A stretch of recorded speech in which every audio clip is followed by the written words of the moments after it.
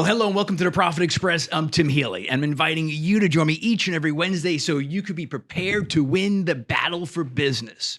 Now, listen, I know you're out there. You're closing deals. You're making money. You're turning prospects into profits. So I've got to make it worth your while. That's why I have on the kinds of guests that you can listen, learn, and earn from. Today's guest is no exception. I can assure you of that. Now, I'm going to start with an interesting story about today's guest. It all started 18 years ago when I was doing a presentation at a local chamber of commerce in Smithtown, Long Island. And I was doing one of my favorite topics. I was discussing self-talk. And I'm right in the heart of the presentation. And then all of a sudden, there's this heckler in the crowd. And he's heckling, he's cracking jokes, and then he steps on one of my best lines in the presentation when I talk about Muhammad Ali and how he used positive and empowering self-talk. So after the presentation, I'm like, I got to go up to this guy. Who is this guy? Well, this guy is Mitch Shapiro. And you might be thinking, well, he heckled you. He stepped on your best lines in a presentation 18 years ago. And I'll continue to do that. And you'll continue to do that. And I'd be disappointed if you didn't, Mitch. Thank you.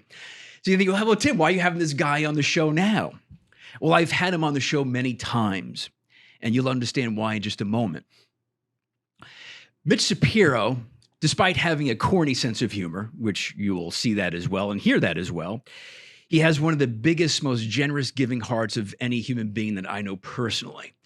And not only are we great friends, but he's been an inspiration to me in more ways than he will probably ever understand. So who is Mitch Shapiro? Mitch was born with a rare genetic disease called Usher Syndrome. And essentially, it can afflict people with deaf blindness. And Mitch, in 2004, created an organization called the Foundation for Sight and Sound. In 2019, he had a change of focus, and he renamed his organization to Help America Hear. And not only has he been a tremendous inspiration for me, he has been, no doubt, a tremendous inspiration for the many thousands of people that he has come in contact with. Now, if you think about it, and again, he's going to talk about Usher Syndrome from his perspective in just a moment. But you think, man, this guy he was afflicted with Usher Syndrome. He's dealing with deaf blindness. But yet, despite that, he's also one of the most positive people that I know. So I'm having him on not just to talk about his own personal story and how he's so incredibly motivating and inspiring, but also who he is as a leader. And while Help America Hear is a non-for-profit charitable organization, it's a business. That's how I look at it here on the Profit Express. And it is about winning the battle for business, whether it's nonprofit or not. And he's done a tremendous job with that. So it's going to be an incredible conversation, as they always are when I have Mitch on, not just from his personal story, but also how he runs an incredible organization. So it is a pleasure to have back on the Profit Express my good dear friend, Mr. Mitch Shapiro. How are you today? I am doing awesome, Tim, and thank you for inviting me back on again. I thought I'd never see that day. No pun intended. Well, like I said, you're positive. You're incredibly inspiring to me, and I know I can say it for thousands of other people. And you know what? You don't go long without interjecting the corny sense of humor. So Never. please never change, my friend. Please never change. I spoke about Usher Syndrome. You and I have had many conversations about it. It's a part of who you are. But I don't want to really talk much about it. I want you, for those who don't know you, and tons of people on Long Island know you, obviously, but for those beyond our geographic reach who are listening. That's wonderful. What is it, and how have you dealt with it? Okay, simply put, Usher Syndrome is rare. It doesn't affect a lot of people like say cancer or heart failure and stuff. Mm-hmm. But it is the loss of vision and it is the loss of hearing. One comes before the other, one comes ahead of the other. Sometimes both of them come at the same time. It is a combination of retinitis pigmentosa, which is the loss of peripheral vision, starts with night blindness Mhm. and hearing loss. If you think of retinitis pigmentosa, you can think of macular degeneration, which is the same family, which many of you folks out there may have a grandparent or father or mother who is affected by macular degeneration because Right. it's age-related. But in my case, I was around 8 years old. My sister's a year older than me. My parents discovered that she had a speech impediment, so they sent her to have her hearing checked. And as a precautionary, they had my hearing tested. Mhm. And they found out that I had hearing loss. And I always tell this story how, going through school, how difficult it was, getting bullied as the topic is today.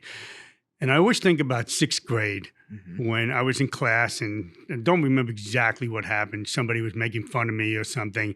And I got so peed off. I just grabbed my hearing aid, threw it against the wall, and it broke into a million little pieces. When I got home, I never heard the end of it. A serious story into the corny It humor. is a serious story, though. It's true. It really happened. I know it happened, but I could just imagine, you going home and breaking hearing aid. My goodness. So Anyway, and I went through life, with a hearing aid. I like any young person with a disability, went through the trials and tribulations of either being picked on or not having any friends. And, it was an emotional roller coaster, if I say it so myself. right. And it wasn't until I was 24 years old. I grew up in the restaurant business. An opportunity came up for me, which I was working at the Playboy Club in Atlanta, Georgia. Now you know why I'm blind. So... But I'm bumped. I really was working there because I was trying to learn the business, not from the family side. Right. And I'm working an 18-hour day. I'm driving home, and I fell asleep at the wheel. And I came back up to New York after this to settle some things, go to the doctor and all that. And I told everybody I ran off the road to avoid hitting the dog. The doctor said, "How could you not see the dog?" Sent me to a retinal specialist, and that's when they found out I had retinitis pigmentosa. And then they put the two things together and found out I have Usher Syndrome. So since 24 years old, I continued working for my father in our many restaurants on Long Island. I also worked around many racetracks, being a groom, a hot walker. I did landscaping where I planted over 70,000 spring flowering bulbs every year for 10 years, 12 years. I've done many things, just like anyone else. The only thing I couldn't do was drive a car. So now, so for people listening, there are people today who are dealing with a lot less than what you dealt with. Complainers. Right. And there's just a great sense of negativity. But yet, again, I've known you for about 18 years now. And it might sound like a crazy question, but despite what you're dealing with, why are you so positive? I'm a believer in controlling my outcomes and my destiny by the choices that I make. Everyone can feel bad about what's wrong, what ails them, what's going on in the world. But at the same token, if you're not in control of something, then just go with the flow and just deal with it to the best of your ability. Maybe I'm just fortunate that I was in the family business and had the support that I really needed that some people just don't have. Maybe I can call that luck. I don't know what you call it. But even with that, if you have a negative attitude, then everything around you becomes a negative circumstance. But when you remain positive, it's almost like saying you attract more bees to the honey than you know what to do with. That's just my analogy of it. I just wake up every day feeling great. I'm happy to be alive. I'm happy to do the things that I'm capable of doing and try to do the things that I'm not. I challenge myself. So, I mean, we've had countless conversations, and I have to deal with you breaking my chops and the corny sense of humor. But I've never left a conversation or hung up, whether it was in person or on the phone. We were chatting, and I never left feeling, Mitch is down today. Mitch was negative today. And listen, you're human. You have bad days. We all do. But for whatever reason, and that's part of how you inspire me. Like I said, more than you probably will ever understand. Okay. You always, no matter what you're dealing with, challenges with the foundation, which, challenges with business, et cetera. But yet you always took the conversation and it always ended on an up note. That's how I always recall our conversations. Well, let me just add to the mix, Tim. Number one, and I'm proud to say this, that this September I am going to be 70 years old. I hate to say because your ego, but you look great. Thank you. You really I know. do. Like I tell you every time, I keep looking in the mirror, nothing seems to change. Well, you're looking better than I think you did 5 years ago, to be honest. You've lost some weight. You're looking great. That's really. what my wife told me. Yeah. But seriously. Yeah. And I lost my train of thought now on that. I'm sorry. It's okay. It's quite all right. That's what conversation is. That's right. Maybe you can remind me what I was talking about. So, well, no, it's just. Oh yeah, I know where I was going. Okay. I'm going to be 70 years old. I'm proud of the fact that I've made it this far because not everybody can brag that today. Sure. And I was hoping in the last 5 years to actually slow down, pass the baton to someone else to run the organization, and take more of a backseat role and enjoy life more. In the interim, I got pulled back in, which, of course, we're going to get into this conversation in a little while. I got pulled in. I got revitalized. I got energized. And I can't sleep at night. And I can't sleep at night not because it's bad stuff. It's because I don't know how to direct my energy because so many great things are happening that I can't stop. I got to keep moving. I got to keep doing. And you can't go 24/7, 365. So, that's the way I'm made up right now. That's the way I've been. There's just so much in life that has to offer. If you just look in front of yourself, it's right there. So you started the Foundation for Sight and Sound in 2004. 2019, you changed the name and the focus to Help America Here. And now you're at a point, because I remember our conversations 5 years ago, like, hey, Tim, I'm looking to wind down, find a successor, et cetera. As I said. Right. And so now here we are. You're going to be 70 when? September. In September. And you're revitalized. So here's the first question then. So why in 2019 did you change the name and the focus of the organization? We had a golf outing 5 years ago. This is going to be our 11th year, actually. And 5 years ago, at that golf outing was a gentleman who bid on a set of hearing aids for his son, which I've discovered, which is why our golf outing's name was also changed to the John Thomas Golf Classic.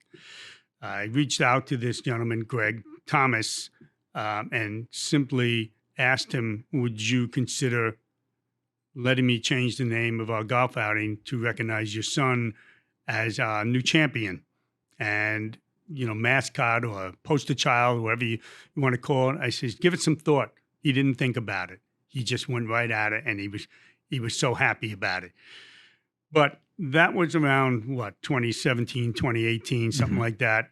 And, as time went by, finding projects for vision loss situations was very, very difficult because, A, we weren't raising enough money, couldn't raise enough money, didn't have the projects, couldn't figure out how do we disperse of the funds for vision projects, et cetera, et cetera.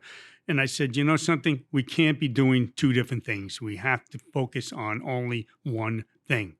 So since in 2009, when we launched our Help America Here program, which provides hearing aids for men, women, and children around the country who cannot afford the cost of hearing aids. Ever since then, that became the success of the organization.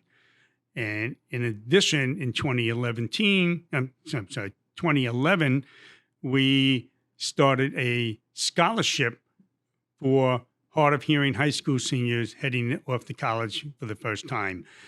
So I said to the board, I said, I think it's time for us to change the name, change the mission, change the focus, and let's focus on this one thing. And I guarantee you that this will lead to further success.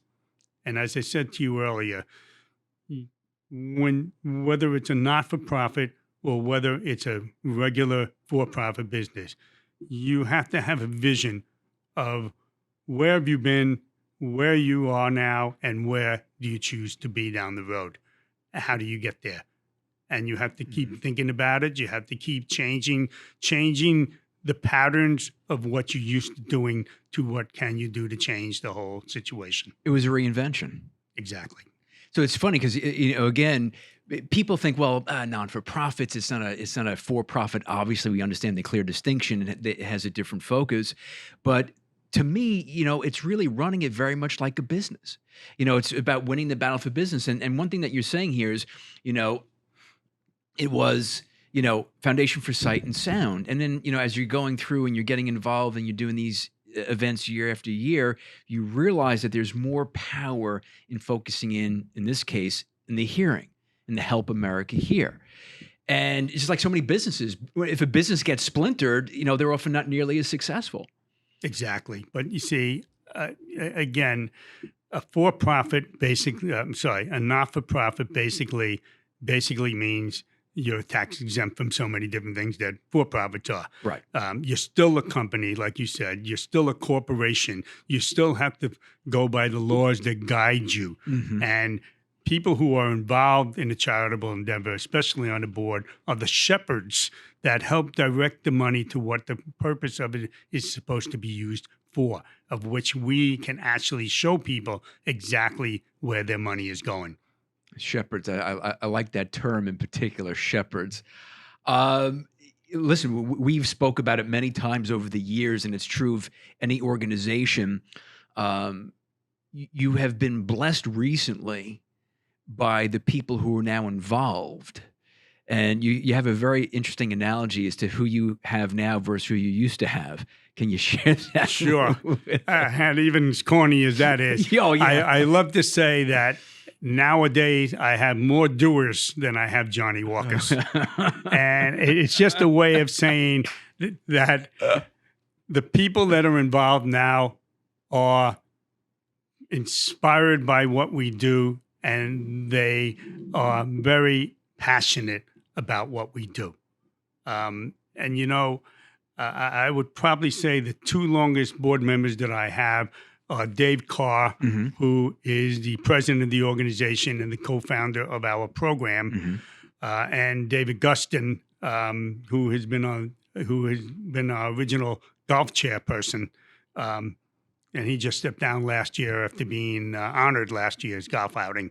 These two have been the rock over the years, but we have added several other people, such as John Michael and Michael Lofamento, who is our honoree this year. We have Lori Trentacosi, who's also a hearing healthcare professional. We've added a few more people this year. I mean, I can go on and on and on. We did add a couple new board members. We are looking to add even more board members around the country in a more diversified way, mm-hmm. so that we have more women, we have Latinos, we have people of color. This is my vision of the future, because we have to have people involved in the areas of the ethnic backgrounds that we serve. Sure, absolutely. And hearing loss in general has no boundaries. Right. And it may not be... It doesn't know race, it's right, exactly. Right. It may not be a life... I'm trying to think of how to say it. I'm sorry. Like a life-threatening. It's right. not a life-threatening disease, but it is a life-altering disease. Of course. Now let me ask you. So then, you've been blessed with some real doers in the organization. Did you attract them? Did you get lucky? How did you? Because it's been very significant because you guys have done quite well the last few years. It's keeping my eyes and ears open, and I mean this in a literal, if not figuratively, sense of the word. Because over the years, I'm always on the outlook of who can I ask to be part of this? Who can I ask to be part of this? And it just took Dave Gustin as inviting Michael Lofamento to come, and Michael Lofamento inviting Greg Thomas to come, and then Greg Thomas inviting John Michael to come. And, all these people know each other through golf, and they all started getting involved with the golf outing. And little by little, I asked them if they would be honored to serve on my board. We also added 6 new committee members this year to the golf outing, and even that is going to grow. And I think some of what we do is because it's not just asking people to be part of it. We bring them into the fold to see what we do. Right. We hold certain events to attract people, to show them that we are a group of people dedicated to a common goal, and that's helping people with hearing loss.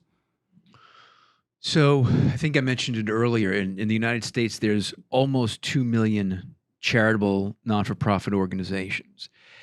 And America is a generous country. And I actually came across a stat. I was doing a little research for our show today. In 2020, which we all know was a pandemic year, despite that, now if you think charitable donations would have gone down, it would have been in 2020, right? It made sense. A lot of people lost their jobs. It actually, adjusted for inflation, in 2020, charitable donations went up 3.8% over 2019. Very interesting statistic. I can add to that. We still had our golf outings during the pandemic, safely, believe it or not, and we still filled it up. Still filled it up. Golfers, sponsors. We raised even more money than ever before. And see, that's a testament to obviously Help America here, because, it's just, listen, it's competitive. Americans can be generous, corporations can be generous, but there's a lot of competition for that support, obviously. You want to know something, Tim? I would love to have a piece of the pie. Because nowadays you don't get a piece of it, you get a piece of the piece. And if not a piece of the piece, a piece of the piece of the piece. Because the amount of money that is actually doled out to charities, right. I personally feel that the bigger name charities, the worldwide charities, are the ones that get the bulk of the money. Right. Cancer, heart, arthritis, Red Cross, Blue Cross, you name it, they get the bucks. Right. It's the little guy like us that has to fight to try to just get something. Okay, so that leads me, that's a great segue then. So now you have somebody who's listening today, and they've just started their own organization, their own charitable organization. It's a great cause, and there's never an end of great causes. So here you are, you've had the organization since 2004. So somebody's listening, they're starting out on their own right now. What's the first bit of advice you could give somebody who's Mitch Shapiro in 2004, right? When you started out. Not exactly what I was hoping for, but thanks, Mitch. No, seriously. I told you, watch out. I know that's part of the corny we have to filter out of the show here. Seriously? Yeah. I think number one is to make sure that your mission is true. Be transparent. Right. Be passionate. And also make sure that your money is actually doing what it's supposed to do in the community. Don't just raise money because you want to raise money. It's tough out there. You have to show the donor what it is that makes you different than the other charities. That's the best piece of advice that I can give without going into everything else. Well, you said an awful lot there, and the first thing that caught my attention is make sure you're true to your mission. I think it really all starts with that. Oh, definitely. But I love this story because, again, I first met you at that Chamber of Commerce where you heckled me and you busted my chops, and about 18 years ago, and you started Foundation for Sight and Sound in 2004. But it was the evolution that you realized, the focus has to be even stronger, which led you to just the hearing portion of it and Help America Hear. Well, let me just backtrack to my heckling you that day. And oh God, come on now. No. This is the good part. There's a good part to that? I didn't remember. You brought up something yes. That's very important here. Yes. And what I was talking to you about Muhammad Ali. Wait, now hold on a second. I'm going to interrupt you. Okay. Now, for the audience, I don't know which way he's just because I've known Mitch for, like I said, 18 years. So he could be going into a great place or it could be corny. I don't know. Great place. That's the warning. So, okay. A great place. Okay, go ahead, Mitch. Is that when I think about everything in life, yep. There are a couple different things here. With Muhammad Ali, the thing that turns me on about him is that here's a guy that everybody thought was a braggart because he kept saying, I am the greatest. I am the greatest. And you know something? He was. Yeah. And because he believed in himself, he believed in what he was capable of doing. And if you folks out there who are listening, if you look to succeed in life, in business, relationships, then you have to believe that you are the greatest. You have to think positive because if you can't think that way, then you're not going to go anywhere. And those are my words of wisdom. But I do want to share one thing before I forget it. Go ahead. One of the other turnarounds for me in life was when I was going to college down in Miami-Dade Junior College for restaurant management. In our classes was a veteran, blind, with a cane, and always had a helper with him. I remember him with the cassette recorder in every classroom that we shared. And I always remembered him as my inspiration to thinking about my vision loss. That was just one of two very great people in my life, other than people that are considered celebrities. These are my celebrities. The other one is my friend Ted Fass, who went blind from a tumor in his eye since 11 and has run his own successful business over the years. And he has functioned in every which way that a person with vision cannot. And this is another reason why I am where I am today, because I had my own role models. Well, we all need them. And you know something? I think about the people who are involved with my charity. I think about the people who come to my events. Those are my celebrities. I don't need what people know as celebrities, not to slight anybody, but my celebrities are the people who support me. Those are my real people. Like all of our conversations, we never have enough time. Exactly. You have the outing coming up. Last few years, you've had tremendous success with it. It's coming up, I think it's June 13th. It's a Monday. Correct. Give us some of the details. The event is at North Hills Country Club in Manhasset on June 13th. You can sign up on our events page at www, of course, help, H-E-L-P, America Here, HEAR.org. You can email us at info@helpamericahere.org for more information. There is still room for foursomes, room for sponsors. This is the John Thomas Golf Classic. John is only 13. He started with us when he was 8. He is a fantastic young man, and he is even worth just coming to listen to him speak. He is my idol. You're one of mine, friend. Thank you, sir. I don't believe you're turning 70 in September. Sorry to disappoint you. No, you're kicking ass and taking names. You're doing fantastic. You really are. You really are. And like I said, every time I talk to you, it's amazing. And we've had countless conversations over the years. And never enough of them, though. We could always have more. You're right. You're absolutely right. My chef, when I was in the business, always told me one thing: we're friends to the end. This is it. Oh, I can never get enough of Mitch Shapiro. That's for sure. Listen, and I know you invited me. I'm going to be down in Pennsylvania at a client event, which your loss. I know, 100%. It's 100%. I would have loved to have been there. It's a great venue that you're having it at. I know it's going to be a packed event. You already. There are so many great raffle prizes, auction prizes. I mean, you guys are going to kill it. It's going to be great golf. There's going to be they're going to be shucking clams on the golf course. They're going to have different bourbons and vodkas, and there's going to New York physical therapy is going to be there, helping you do stretches, fix your golfing arm, your swing maybe. There'll be different restaurants, and one of our biggest sponsors is the Ivorone brothers.